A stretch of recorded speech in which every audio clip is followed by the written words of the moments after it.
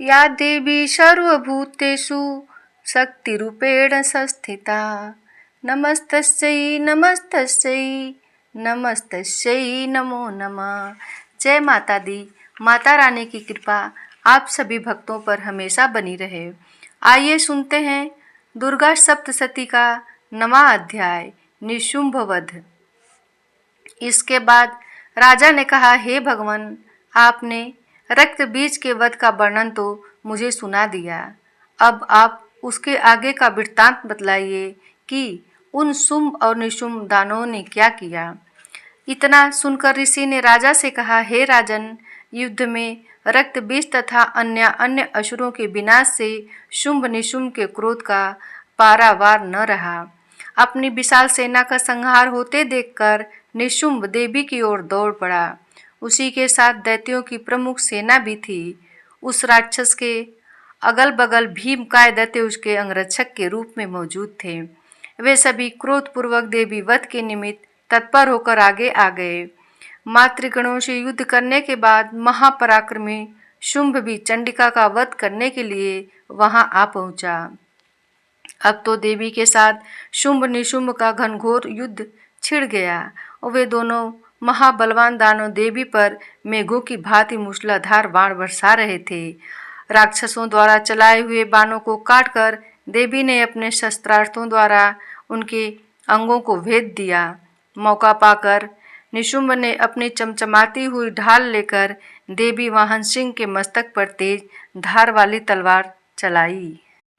वाहन सिंह के आहत होने पर क्षुरप्र नामक बाण के द्वारा देवी के निशुंभ की तलवार को खंडित कर दिया तथा साथ ही अष्टरजत जड़ी ढाल को भी टुकड़े टुकड़े करके गिरा दिया।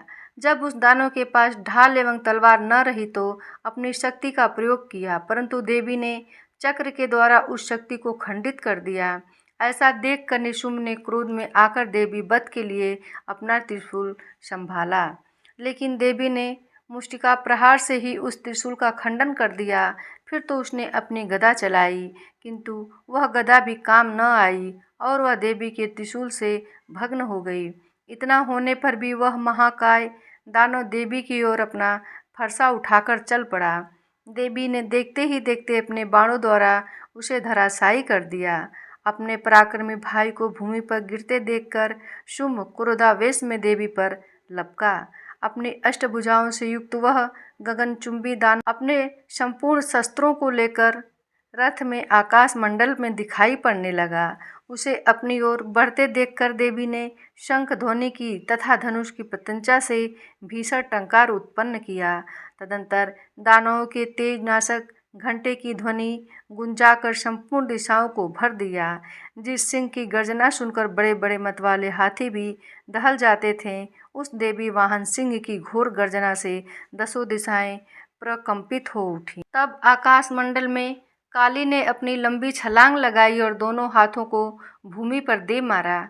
उस क्रिया के फलस्वरूप ऐसा भीषण शब्द हुआ जिससे पहले के सभी शब्द उसमें विलीन हो गए।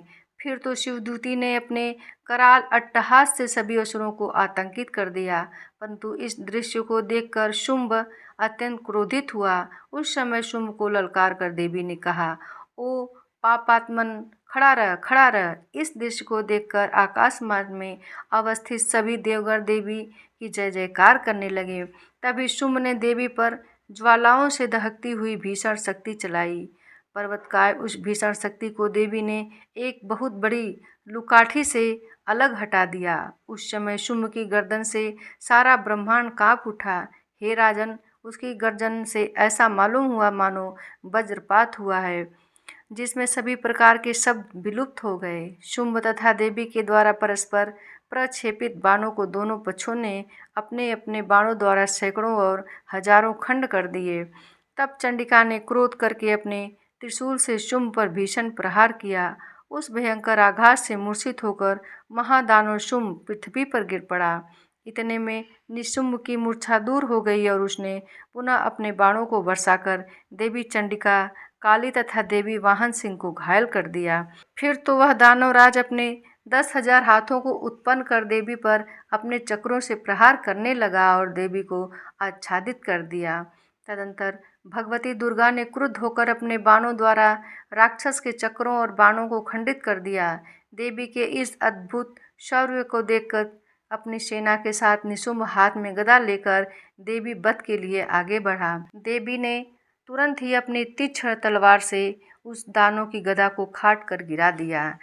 गदा विहीन होते ही उसने हाथ में त्रिशूल उठा लिया।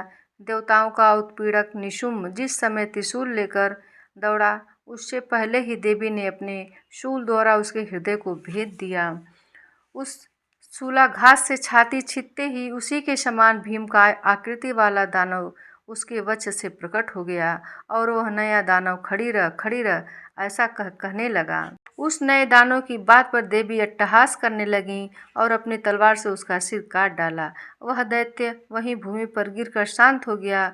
उसके गिरते ही देवी वाहन सिंह उसकी गर्दन चबाने लगा। इस दृश्य को देखकर रोए खड़े हो जाते थे। सिंह की तरह काली और शिवदूती ने भी अन्य राक्षसों का भक्षण करना शुरू कर दिया। कौमारी की शक्ति से विदारित होकर कितने ही दानव नष्ट हो गए। ब्रह्मांडी के मंत्रपूत जल के सिंचन से कितने ही दानव तेज विहीन होकर रणभूमि से भागने लगे। माहेश्वरी के त्रिशूल प्रहार से कितने ही दानव छिन्न भिन्न हो गए। वाराही के थुथुन की मार से अनेक राक्षस चकनाचूर हो गए। वैष्णवी ने अपने चक्र से दैत्यों के टुकड़े टुकड़े कर दिए। ऐन्द्री के वज्राघात से कितनों के चिथड़े हो गए। उस भयंकर समर में कुछ असुर नष्ट हो गए, कुछ अपने प्राण बचाकर रणस्थल से भाग चले तथा असंख्य दैत्य समुदाय काली सुदूती और सिंह के द्वारा काल कलवित हो गए। इस प्रकार 9वां अध्याय समाप्त हुआ।